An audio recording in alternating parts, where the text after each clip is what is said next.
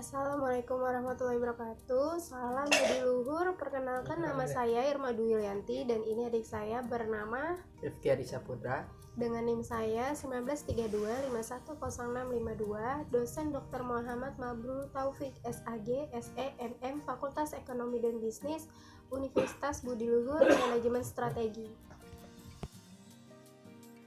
Di sini saya akan menjelaskan materi bab 14 yang berjudul tentang kepemimpinan strategik. Tujuan dari pembahasan bab manajemen strategik yaitu: yang pertama ada menjelaskan peran dan makna kepemimpinan strategik. Yang kedua ada menguraikan kepemimpinan strategik dan proses manajemen strategik. Yang ketiga ada menjabarkan kepemimpinan strategik dalam menghadapi perubahan. Yang keempat ada menyebutkan berbagai karakteristik kepemimpinan strategik yang baik dan efektif.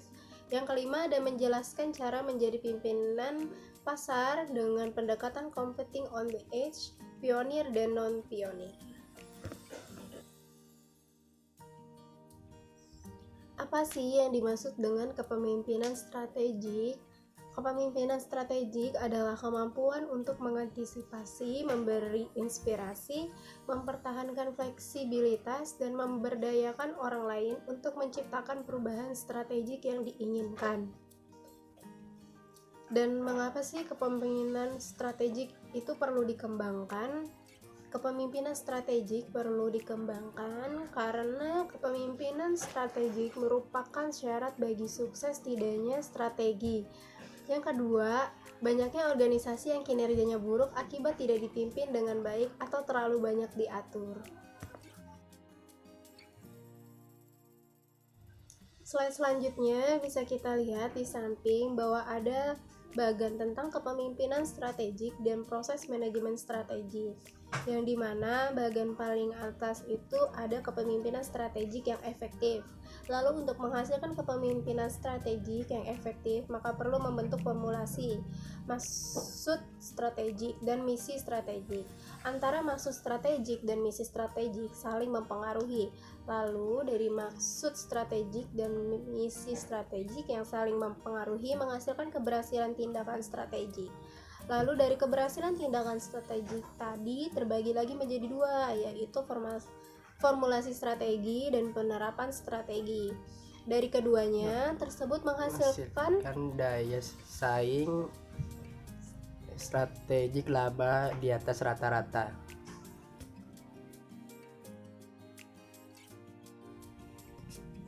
Slide selanjutnya tentang kepentingan strategik dalam mengalami perubahan. Tantangan bagi seorang pemimpin adalah mengarahkan komitmen semua orang dalam suatu perusahaan dan para stakeholder di luar perusahaan untuk meraih perubahan dan mengimplementasikan strategi yang dirumuskan. Pemimpin mengarahkan komitmen untuk mencapai perubahan dengan 3 aktivitas utama yang saling berkaitan: klarifikasi maksud strategik atau strategic intent, mengembangkan organisasi, dan membentuk budaya perusahaan.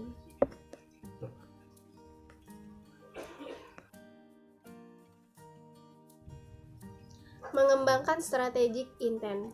Contoh klarifikasi maksud strategik dari Roberto Goizueta, CEO dan pendiri Coca-Cola, yaitu perusahaan kami adalah sebuah sistem bisnis global yang untuknya kami meningkatkan modal untuk mencapai inti dan menjualnya kepada laba berjalan. Kemudian kami yang membayar biaya modal tersebut.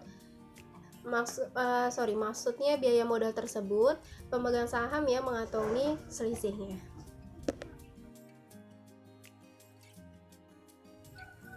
Slide selanjutnya masih membahas tentang mengembangkan strategi intent. Konsep strategi intent berasal dari perspektif bagaimana cara mengembangkan perusahaan dan mengimplementasikan strategi. Ada 2 macam perspektif. Yang pertama itu perspektif menurut model strategic fit. Yang kedua ada perspektif leveraging resource.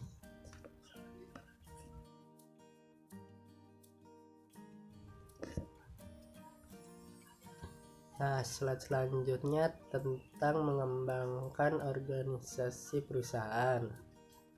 Untuk dapat meraih perubahan, maka para pemimpin perlu membangun kembali hal-hal seperti yang pertama ada memastikan pemahaman umum mengenai prioritas organisasi.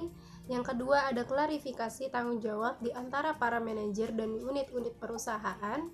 Yang ketiga ada memberdayakan para manajer yang lebih baru dan mendorong kewenangan yang lebih rendah di perusahaan. Yang keempat, menemukan dan mengobati permasalahan dalam hal koordinasi dan komunikasi dalam perusahaan. Yang kelima, ada mencapai komitmen personal untuk berbagai visi dengan para manajer melalui organisasi.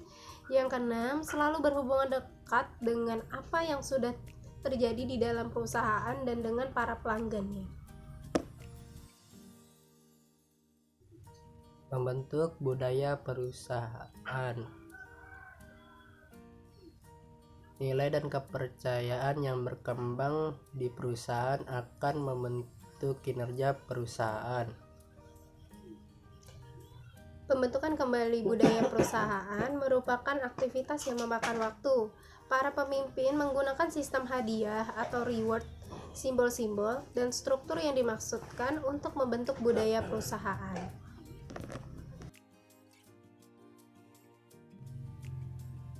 Ciri pemimpin yang baik. 4 macam karakter paling penting yang harus dimiliki oleh seorang pemimpin.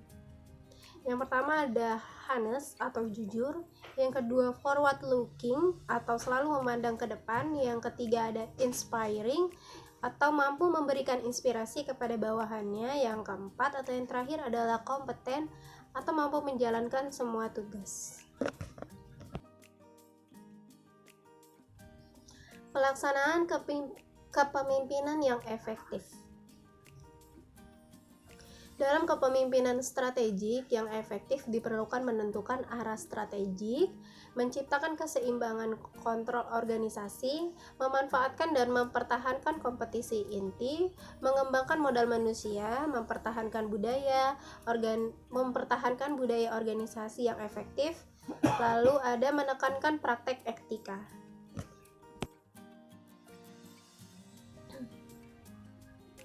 Slide selanjutnya tentang menjadi pemimpinan pasar. Pergeseran paradigma, yang dimana Five Forces memiliki asumsi struktur industri yang stabil. Tujuannya mempertahankan posisi, menggerak kinerja, yaitu struktur industri. Strateginya memilih industri, memiliki posisi strategi, dan menyelesaikan organisasi, dan suksesnya adalah keuntungan. Sedangkan untuk kompetensi inti memiliki asumsi perusahaan sebagai ikatan kompetensi, dan tujuannya itu keunggulan yang terus-menerus. Lalu untuk penggerak kinerjanya kompetensi unik perusahaan, dan strateginya menciptakan visi, membangun dan mengeksploitasi kompetensi untuk merealisasikan visi. Suksesnya adalah dominasi jangka panjang. Lalu untuk competing on the edge memiliki asumsi industri dalam perubahan yang cepat dan tidak bisa diperkirakan. Tujuannya keunggulan yang terus berkelanjutan. Untuk penggerak kinerjanya yaitu kemampuan untuk berubah, dan untuk strateginya adalah mendapatkan edge atau ujung daya saing, time place, membentuk arah semi koheren strategik. Lalu untuk suksesnya adalah penemuan kembali yang berkelanjutan.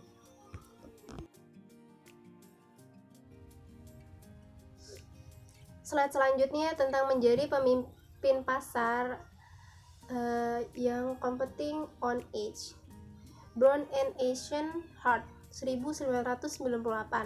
Competing on the edge adalah strategi yang tidak bisa diprediksi, sering tidak terkontrol, dan tidak efisien, namun merupakan best practice untuk mengelola perubahan.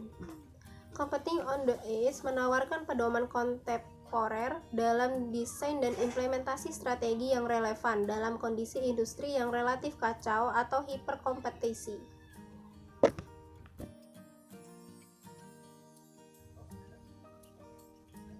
Karakteristik utama strategi competing on the edge. yaitu keunggulannya bersifat temporer, strateginya beragam, muncul begitu saja dan kompleks.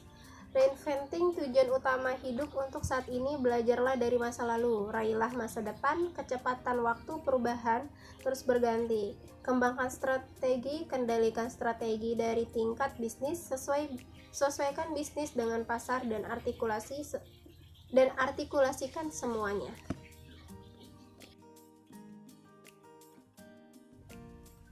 Ada 3 tingkatan perubahan dalam strategi competing acting on the edge. Yang pertama ada reacting atau perusahaan hanya sekedar bereaksi terhadap perubahan. Yang kedua ada anticipating atau perusahaan harus mengantisipasi perubahan akibat globalisasi pasar, munculnya segmen pelanggan yang baru dan munculnya pengetahuan.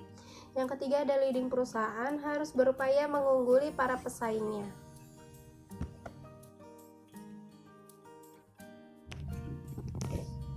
Nah, dari 3 tingkatan tersebut ada strateginya. Yang pertama itu leading, kejadiannya yaitu 1. Menciptakan teknologi dan produk baru.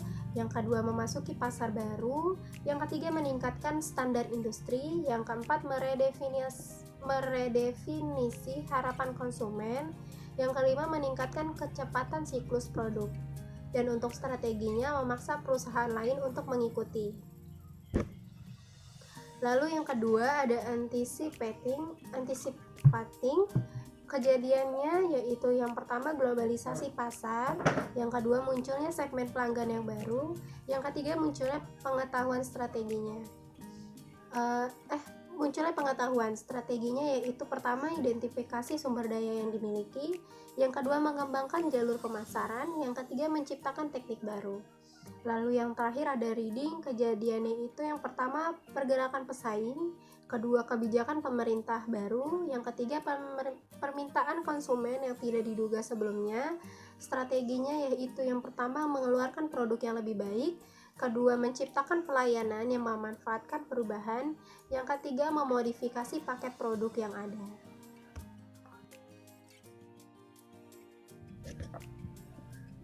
Slide berikutnya menjelaskan tentang pionir perusahaan.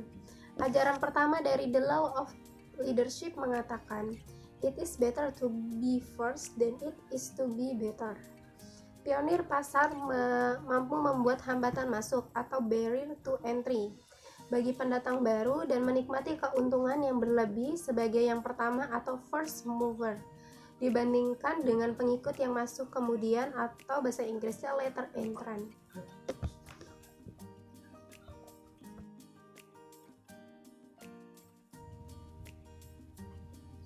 Slide selanjutnya menjelaskan tentang non-pionir.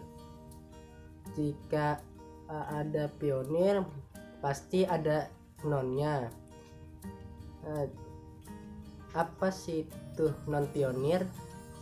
Porter tahun 1983. Non-pionir bisa juga mencapai keunggulan kompetitif dan memperoleh pangsa pasar yang superior apabila yang pertama, non-pionir bisa mempelajari kesalahan yang telah dibuat oleh pionir, yang kedua, mengubah teknologi yang lebih baik dalam memenuhi kebutuhan konsumen, dan yang ketiga, melakukan diferensiasi produk ataupun keunggulan biaya. Lieberman dan Montgomery 1988. Keuntungan bagi non-pionir: 1. Kemampuan untuk menjadi penumpang gratis. Yang kedua, mengatasi ketidakpastian teknologi dan ketidakpastian pasar. Yang ketiga, yaitu diskontinuitas teknologi yang membuka peluang masuknya pendatang baru. Yang keempat, bermacam keengganan pemain lama yang menyulitkannya untuk beradaptasi dengan perubahan lingkungan. Non-pionir dapat merebut pasar dengan kondisi perubahan yang sangat cepat di mana belum ada standarisasi produk loncatan teknologi yang lebih baik dibanding pionir. Pasar menggunakan strategi produk "aku juga bisa" atau me too produk dengan biaya produksi rendah atau diferensiasi produk. Strategi sesuai dengan kapabilitas dan tantangan. Sekian dari penjelasan saya tentang bab keempat yang berjudul Kepemimpinan Strategik yang dibantu oleh adik saya. Semoga videonya bermanfaat ya. Terima kasih. Wassalamualaikum warahmatullahi wabarakatuh. Salam budi luhur.